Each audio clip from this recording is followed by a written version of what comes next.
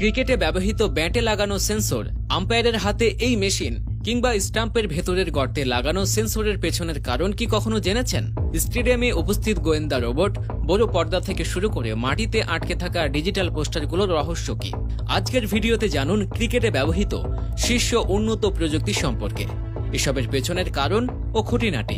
1 নম্বর, spider ক্যাম, একটি camera system যা তারের মাধ্যমে একটি খুঁটির সাথে সংযুক্ত থাকে। ক্রিকেট মাঠে 4টি খুঁটি রয়েছে যার সাথে স্পাইডার ক্যাম সংযুক্ত। এই ক্যামেরা অনেক ধরনের পজিশনে কাজ করতে পারে।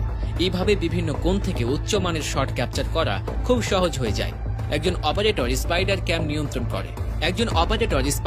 নিয়ন্ত্রণ করে একটি জয়স্টিকের সাহায্যে। তিনি এক জায়গায় বসে স্পাইডার ক্যামটিকে মাঠ জুড়ে এদিক সেদিক নিয়ে যান। 2 নম্বর, এলইডি স্টাম্প। এটি আপনাকে কিছুটা অবাক করতে পারে, তবে ক্রিকেটে ব্যবহৃত উইকেট স্টাম্প চার্জ করা হয়, তাও প্রতিদিন ম্যাচের আগে। প্রকৃতপক্ষে এটি একটি সাধারণ ক্রিকেট স্টাম্প নয়, বরং একটি বড় ব্যাটারি, এবং এতে প্রচুর সেন্সর এবং মাইক্রোফোন ইনস্টল করা আছে। প্রকৃতপক্ষে তারা কেবল শব্দই রেকর্ড করে না, তবে তাদের মধ্যে ইনস্টল করা সেন্সরগুলি এমনকি বলের গতিও বলতে পারে। আমরা আপনাকে বলি যে তাদের দাম হাজার নয় লাখ টাকা। 3 নম্বর, বল গ্যাস। রোহিত শর্মা এবং ক্রিস গেলের মতো বিস্ফোরক ব্যাটসম্যানরা ব্যাট করলে বলের আকৃতি প্রায় খারাপ হয়ে যায়। এটি ছোট বা আর গোলাকার হয় না। আম্পায়াররা একটি বল গেজ ব্যবহার করে যা নির্ধারণ করে যে বলটি ব্যবহারযোগ্য কিনা তার গোলাকার হওয়ার কারণে। 4 নম্বর, সেফটি শিল্ড।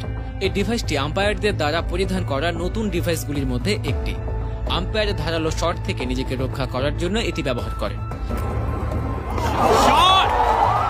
এটি আম্পায়ারের হাতে বাঁধা থাকে। এটি দেখতে স্বচ্ছ।